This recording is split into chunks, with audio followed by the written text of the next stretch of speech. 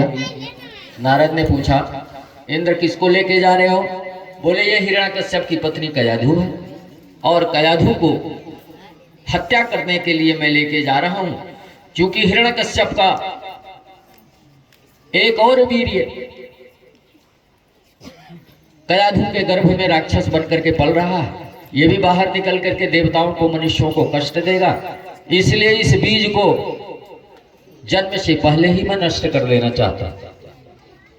उन्होंने कहा ये कोई बेशरम का पेड़ का बीज नहीं, ये कोई चकौड़ा का बीज नहीं, ये कोई घास नहीं, ये मानव का वीर्य है कि चकौड़ा को उखाड़ करके हम फेंक दें, चिरचिरी को उखाड़ कर फेंक दें।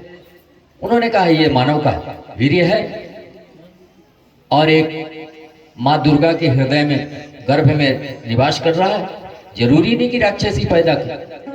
बड़े बड़े मानव जन्म से ना कोई राक्षस होता है और ना जन्म से कोई देवता होता है। मानव ही मानव है, मानव ही राक्षस है और मानव ही देवता है। आचरण जो होता है वही तीन नामों की संज्ञा बनता है। मानव ही मानव कौन है? मानव एक वो मानव है जो सिर्फ अपने लिए जीता है, ये कहता भैया तेरा सो तेरा और मेरा सो मेरा। देवता कौन है?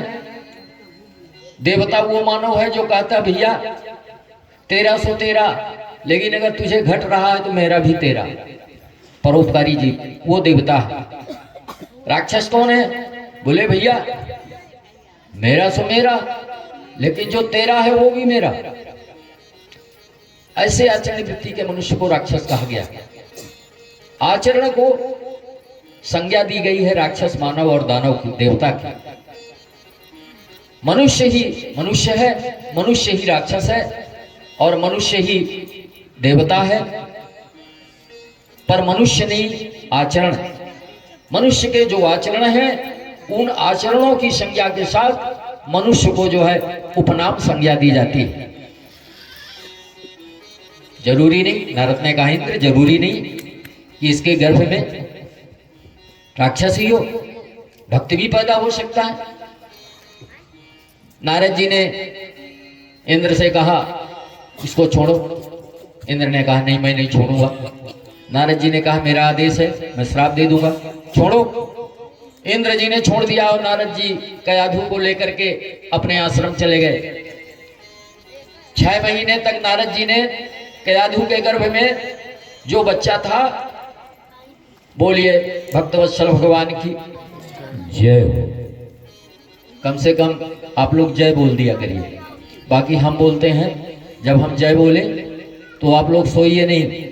घर में इतना काम करके आती हैं आप लोग, बर्तन सर्तन, खाना पीना बना के, नींद तो आती ही है, ऐसा तो है नहीं। कथा सुनना ही है, क्योंकि आप लोगों से ज़्यादा भक्ति संसार में कोई नहीं है।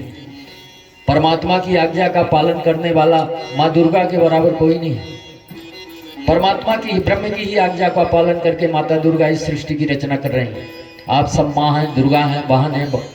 आपके द्वारा ही ये सारा संसार आभाषित हो रहा। आपकी कृपा से ही मनुष्य मनुष्य बन रहा। माँ से बड़ा कोई गुरु नहीं होता।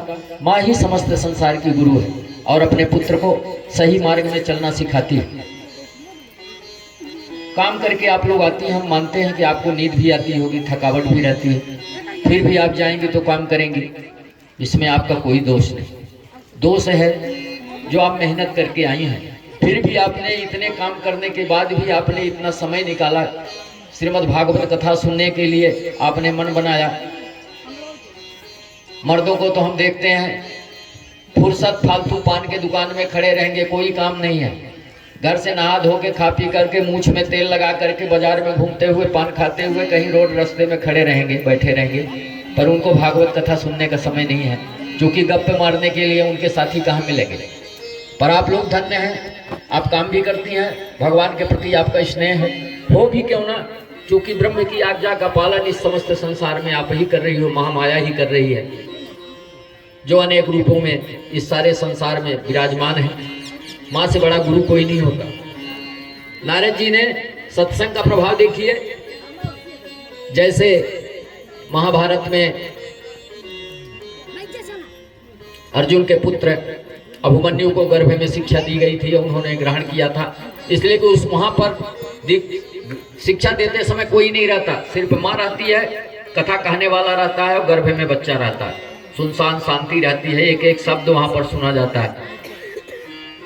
पहले जब माताओं को गर्भ होता था तो श्रीमद् भागवत कथा, गीता पुराण इत्यादि सब सुनाया जाता था कि बच्चा अच्छा ज्ञान लेके पैदा हो। और अब तो कोई बातें नहीं, गर्भ में बच्चा आया, टीवी चल रही है, ऊटी जा रहे हैं, गोवा जा रहे हैं घूमने के लिए, बच्चा क्या सीखेगा? वो तो बेचारा गर्भ में है, जो माँ बाप सिखाएंगे वही सीखेगा। अच्छे संस्कार जब माँ बाप ही नहीं दे पा रहे हैं, खराब खराब गाना गा रहे हैं, तो गर्भ में जो बच्चा है वो भी निकलते ही सीखेगा। इसीलिए आजकल के बच्चे जन्म लेते ही मोबाइल पकड़ना शुरू करते हैं, इसलिए कि माता पिता 12-1 बजे तक जो है तो फेसबुक और व्हाट्सएप चलाते हैं। इसीलिए बच्चा जन्म होते ही उसको पूरा संस्कार दिखाई पड़ता है, वो सीखे रहता है। जैसे ही वो नीचे आता है, मोबाइल लेके अगर माँ बैठी है, 3-4 दिन के बाद वो लड़का मोबाइल पकड़ने लगता। कारण ये भी है कि बच्चा अगर रोने